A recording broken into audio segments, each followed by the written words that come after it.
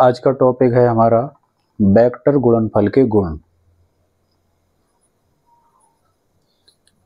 Vector या हिंदी में कहते हैं सदिश, गुणनफल के गुण।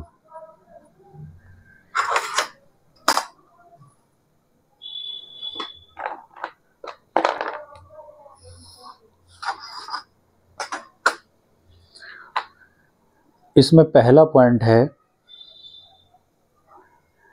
वेक्टर गुणनफल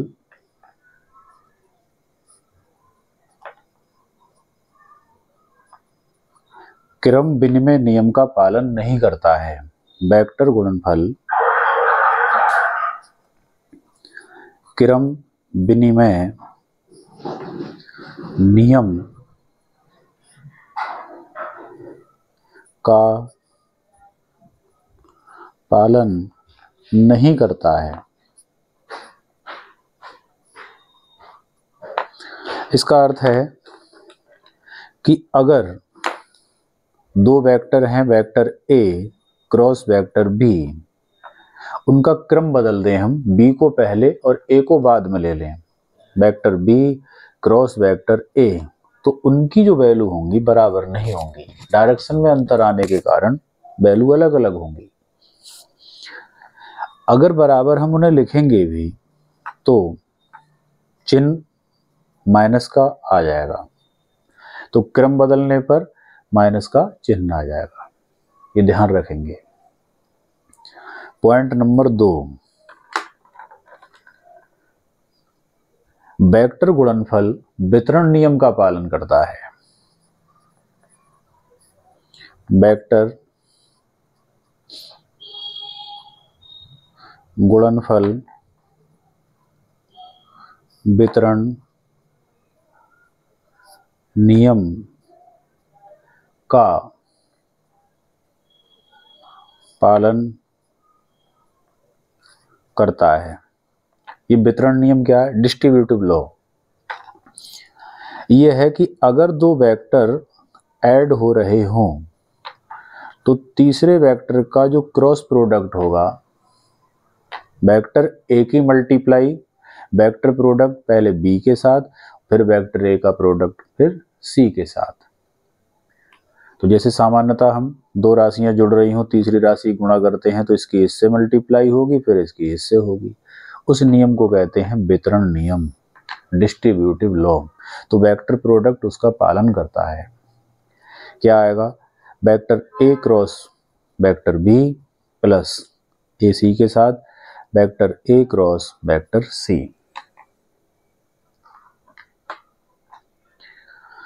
पॉइंट नंबर 3, दो समान वेक्टर अगर हों, समान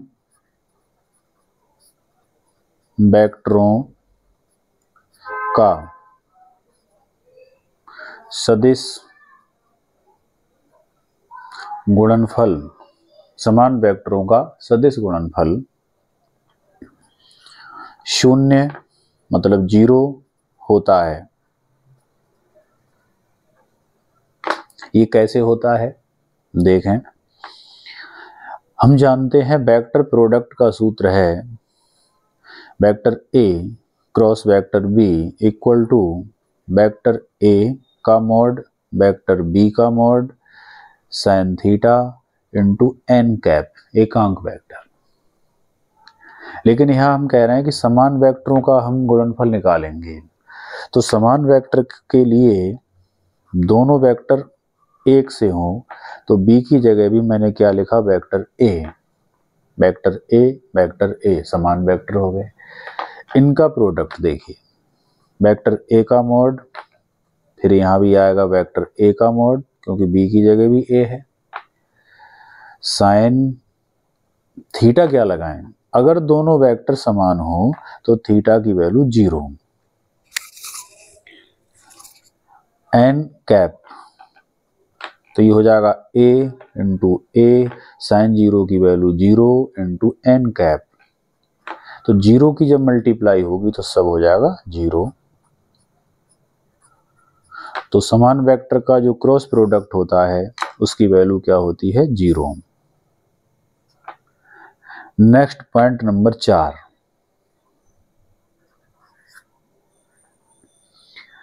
इसमें अगर किसी क्रॉस प्रोडक्ट को किसी अदिश राशि से गुणा की जाए तो उसकी मल्टीप्लाई सामान्यता उसी प्रोडक्ट से हो जाती है। जैसे किन्हीं दो वेक्टरों के वेक्टर गुणनफल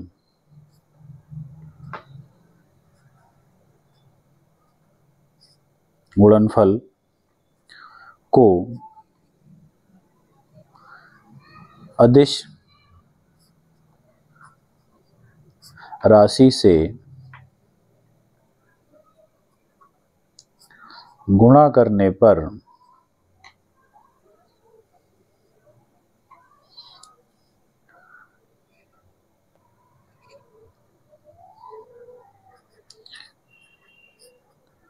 वेक्टर गुणनफल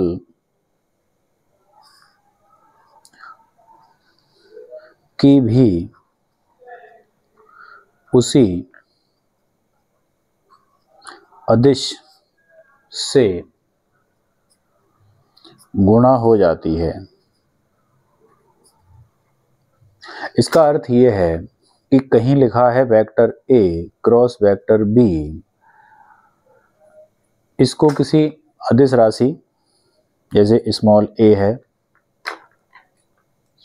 इससे मल्टीप्लाई कर दें अगर हम, तो इसका क्या प्रभाव पड़ेगा, तो होगा क्या,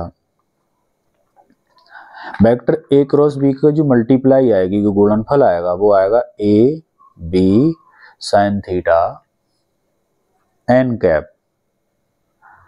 और इस जो गुणनफल आया इसके पहले जैसे ये यहाँ गुणा में है वैसे ये यहाँ मल्टीप्लाई में लग जाएगा। बस ये बात बताई गई है। किसी अदिश राशि से अगर हम सदिश गुणनफल को गुणा करेंगे तो वो अदिश राशि वैसी की वैसी गुणा में आगे आ जाएगी। नेक्स्ट पॉइंट 5, दो लंबवत वेक्टरों का सदिश गुणनफल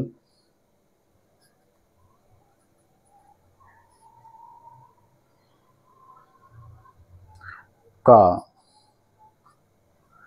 परिमाण मीन्स मॉड,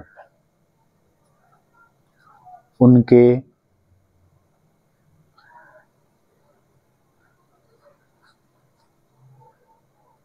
परिमाणों के गुणनफल के बराबर होता है। पहले तो ये देखें कि लंबवत वेक्टर कैसे बनाएंगे। तो एक वेक्टर हमारा ये है ए और दूसरा वेक्टर ये लंबवत है नीचे को बी, इनके बीच का एंगल क्या है 90। तो इनका जो वेक्टर प्रोडक्ट होगा क्रॉस प्रोडक्ट वो क्या होगा, फॉर्मूला है vector A cross vector B equal to A B sine theta N cap. बताया है यहाँ कि ये दोनों कैसे हैं, लंबवत। तो लंबवत में यहाँ ए बी और आएगा साइन थीटा की जगह 90 into n cap, vector A cross vector B. इसका दोनों ओर मॉड ले रहे हैं तो vector A cross vector B का मॉड इधर भी मॉड लेंगे, ए बी साइन 90 की वैल्यू 1 एन कैप। मॉड लेने पर कोई नेगेटिव राशि है पॉजिटिव हो जाएगी, किसी पे वेक्टर लगा है हट जाएगा। तो इस पर ना तो वेक्टर लगा है ना नेगेटिव चिन्ह है, तो ये ऐसा का ऐसे ही बाहर आ जाएगा। एन कैप का अगर मॉड लेते हैं तो उसकी वैल्यू होती है 1, क्योंकि ये एकांक वेक्टर है, तो वो 1 हो गया। तो यहाँ क्या निष्कर्ष निकला कि अगर इनका सदिश गुणनफल का मॉड लिया जाए तो अलग अलग जो मॉड हैं उनकी गुणा के बराबर होगा, यही यहाँ लिखा हुआ है। नेक्स्ट पॉइंट नंबर 6,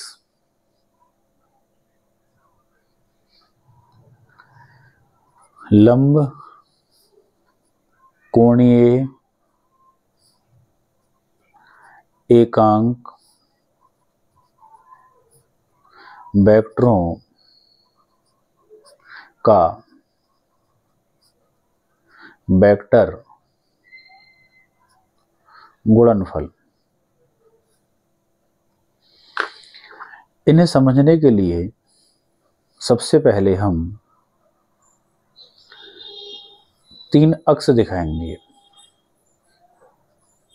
एक्स अक्ष, वाई अक्ष और जेड अक्ष। इन अक्षों के अलोंग एकांक वेक्टर होगा आई कैप, वाई अक्ष के अलोंग होगा जे कैप और जेड अक्ष के अलोंग होगा के कैप। इसे दिखा देंगे। तीनों ही अक्ष एक दूसरे पर लंबवत होती हैं, 90 डिग्री पे होती हैं,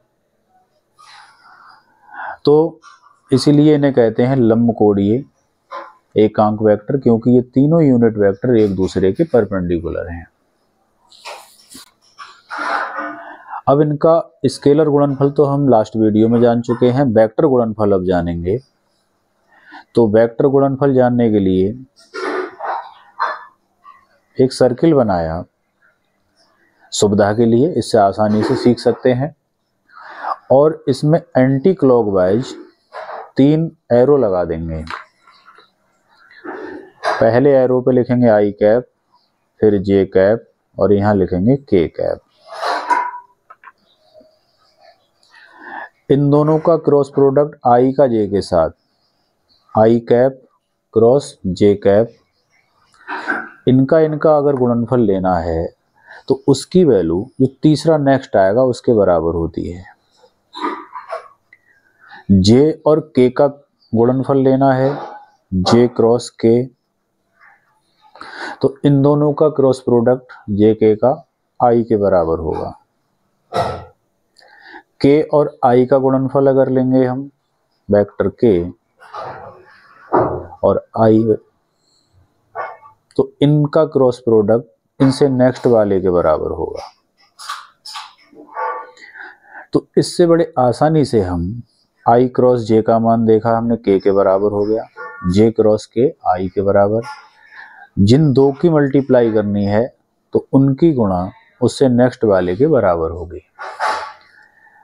अब अगर कहीं इन केस आई बाद में जे पहले लिखा हो, जे कैप क्रॉस आई कैप ऐसा लिखा हो, तो इसकी वैल्यू तो के कैप के बराबर ही होगी, लेकिन चिन्ह माइनस लग जाएगा क्योंकि इनका क्रम बदल गया, उल्टा हो गया।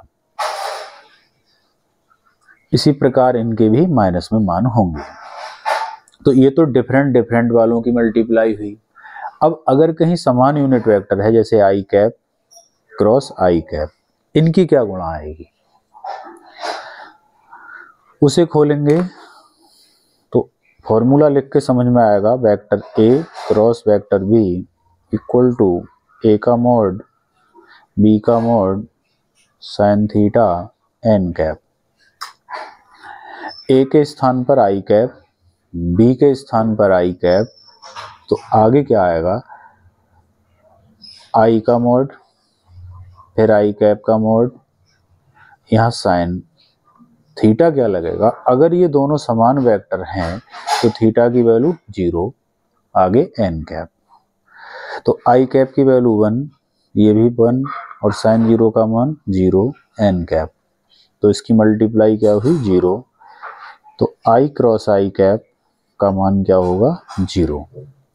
जब आई क्रॉस आई का मान 0 आता है तो जे का जे के साथ भी 0 और k क्रॉस k इसकी वैल्यू भी 0।